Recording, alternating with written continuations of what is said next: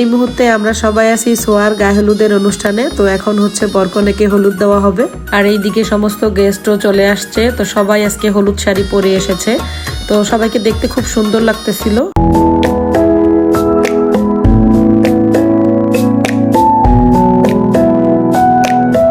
Hello guys, আসসালামু আলাইকুম। সবাই কেমন আছেন? আশা করি সবাই খুব ভালো আছেন। আমি আল্লাহর রহমতে আপনাদের দয়ায় খুবই ভালো আছি। তো এই মুহূর্তে আমরা চলে আসছি সোয়ার গায়ে হলুদের অনুষ্ঠানে, আর এসেই দেখি সমস্ত গেস্ট আসতে শুরু করে দিয়েছে। তবে এখনও বর কিংবা কনে কেউই এসে পৌঁছায়নি, হয়তো কিছুক্ষণের মধ্যেই তারা চলে আসবে। তো সবাই তো বাহিরে ঘোরাঘুরি করতেছে। আর আজকে গায়ে হলুদের অনুষ্ঠানে আমি একটা খয়েরি শাড়ি পরেছি, কারণ গায়ে হলুদে তো বেশিরভাগই টাইমে হলুদ শাড়ি পরা হয়। তো ভাবলাম আজকে একটা খয়েরি শাড়ি পরি। আর খুব ঠান্ডা ছিল বাহিরে, তাই একটা শালও নিয়েছি শাড়ির সাথে ম্যাচিং করে। আর কিছুক্ষণের মধ্যেই বর আর কনে চলে আসবে। বর কনে আসলেই হচ্ছে গায়ে হলুদের অনুষ্ঠানটা শুরু করা হবে। তো আমি সেটাই চাইলাম ছোট্ট করে একটা ব্লগ আকারে তোমাদের সঙ্গে শেয়ার করি। তো দেখতে থাকো আমার আজকের এই সম্পূর্ণ ব্লগটি, আশা করি তোমাদের কাছে ভালো লাগবে। আর অলরেডি কিন্তু গেস্ট আসা শুরু করে দিয়েছে। আর এইদিকে মুনমামি একটা হলুদ শাড়ি পরে দাঁড়িয়ে আছে। আজকে গায়ে হলুদ উপলক্ষে সবাই কিন্তু হলুদ শাড়িটাই বেশি পরেছে। আর হলুদ শাড়িটা পরলে গায়ে হলুদের যে আসলে একটা ফিল, সেটা কিন্তু চলে আসে। আর এই হলুদ কালার শাড়িতে সবাইকে খুবই সুন্দর লাগতেছিল। যেহেতু আমি মেরুন কালার শাড়ি পরেছিলাম, মানে একটু খয়েরি টাইপ, তাই আমি আর ওদের সঙ্গে দাঁড়াইনি, কারণ ওদেরকে দেখতে খুব ভালো লাগতেছিল, তাই আমি ওদেরকে একটু ভিডিও করে নিলাম। তো আমি ভাবলাম যে সবসময় তো গায়ে হলুদে হলুদ শাড়ি পরাই হয়, তো আমি সেজন্য হচ্ছে আজকে একটু ডিফারেন্ট একটু পরলাম, খয়েরি শাড়ি পরেছি। তো এই তো প্রত্যেককে আজকে দেখতে খুবই সুন্দর লাগতেছিল। আর এই দিকে আমার মেয়েটা হচ্ছে ডান্স শুরু করে দিয়েছে। তো ও গান শুনলেই হচ্ছে এরকমভাবে হাত পা নাচাতে থাকে।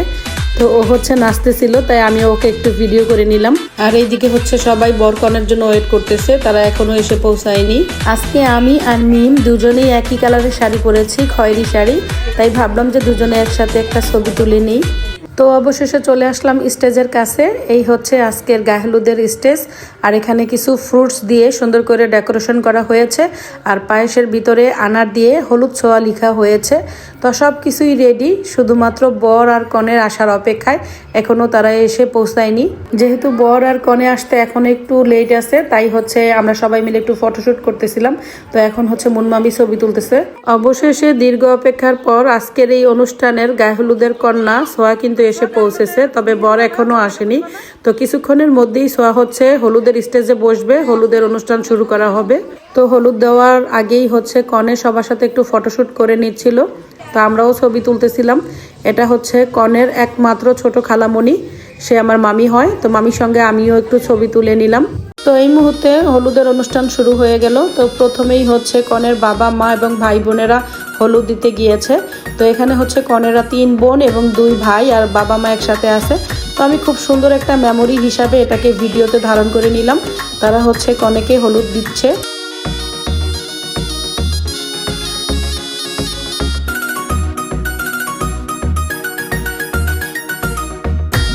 তো কনের বাবা মা মানে মামা মামির হচ্ছে হলুদ দেওয়া শেষ হয়ে গেছে। এখন হচ্ছে ওর ভাই বোনেরা একসাথে বসে হলুদ দিচ্ছে প্লাস ফটোশ্যুট করতেছে। তো সেটাও আমি একটু ভিডিওতে ধারণ করে নিলাম। এরপর চলে আসলো কনের নানা ভাইয়া। তো সে হচ্ছে আমারও নানা ভাইয়া হয়, যেহেতু কনে হচ্ছে আমার মামাতো বোন হয় সম্পর্কে। তো এখন হচ্ছে নানা তার সব নাতি নাতনিদেরকে নিয়ে বসেছে হলুদ দেওয়ার জন্য। তো এই যে এখন হচ্ছে সে সোয়াকে হলুদ দিয়ে দিচ্ছে। এরপর একে একে সব গেস্টই সোয়াকে হলুদ দিতে চলে আসছে। অবশেষে হলুদের অনুষ্ঠানে বর চলে এসেছে। এখন বর আর কনেকে একসাথে সবাই হলুদ দিবে। এখন বর কনেকে হলুদ দেওয়ার জন্য চলে আসছে বরের একমাত্র বোন এবং বোনের হাজব্যান্ড এবং তাদের বেবিরা। তো তারা সবাই মিলে হচ্ছে এখন বর কনেকে হলুদ দিবে।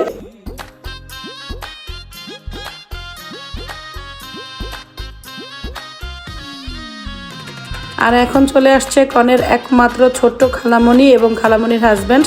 তারা হচ্ছে এখন বর আর কনেকে হলুদ দিবে।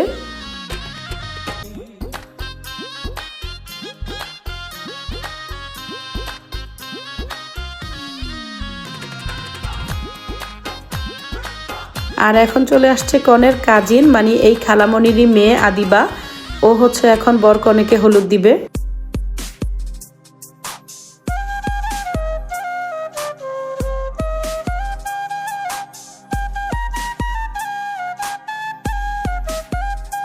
আর আর এখন হচ্ছে মিম বরকনেকে হলুদ দিয়ে দিচ্ছে। তো মাশাআল্লাহ আজকে খয়েরি শাড়িতে মিমকে খুবই সুন্দর লাগতেছিল।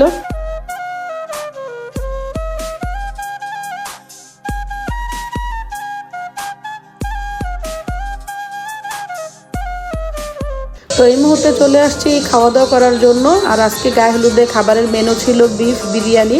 তো এখন হচ্ছে খাওয়া দাওয়া করব। তো ভিতরে এখনও হলুদের অনুষ্ঠান চলতেছে। তো সিরিয়ালে যাদের হলুদ দেওয়া হয়ে গেছে তারা হচ্ছে এখন খাওয়া দাওয়া করবে। তো এখানে বিরিয়ানি বাড়া হচ্ছে। তো আমি আমার খাবারটা নেওয়ার জন্য এখানে চলে আসলাম। তো এখন হচ্ছে আমরা সবাই একসাথে বসে রাতের ডিনারটা করব। তো এই মুহূর্তে আমরা সবাই একসাথে খাওয়া দাওয়া করতে বসলাম। তো ভিতরে এখনও হলুদের অনুষ্ঠান চলতেছে। তো সবাইকে ভিডিও করা পসিবল ছিল না, কারণ সবাইকে যদি আমি ভিডিও করতাম তাহলে ভিডিওটা খুব বেশি লং হয়ে যেত এবং লং ভিডিও আপনাদের দেখতে ভালো লাগতো না। তাই আমি সব কিছু ভিডিও করিনি। তো আমাদের খাওয়া দাওয়া শেষ। এরপরে হচ্ছে আদিবা সিনথিয়া ওরা খেতে বসেছে। তো আমি সবাইকে অল্প করে একটু ভিডিও করে নিচ্ছিলাম। এরপর মুন মামি এবং ফয়সাল মামাও খেতে বসে পড়লো। এরা হচ্ছে কনের একমাত্র মামা এবং মামি, মানে আমারও মামা মামি, তারা এখন খেতে বসেছে। তো আমি হচ্ছে ফাঁকে ফাঁকে সবাইকে একটু করে ভিডিও করে নিচ্ছিলাম, যাতে এটা একটা সুন্দর মেমোরি হিসাবে আমি ভিডিও করে রাখতে পারি। তো এই যে এখানে হচ্ছে দুই মামি এবং মামা তারা খাবার খাচ্ছে।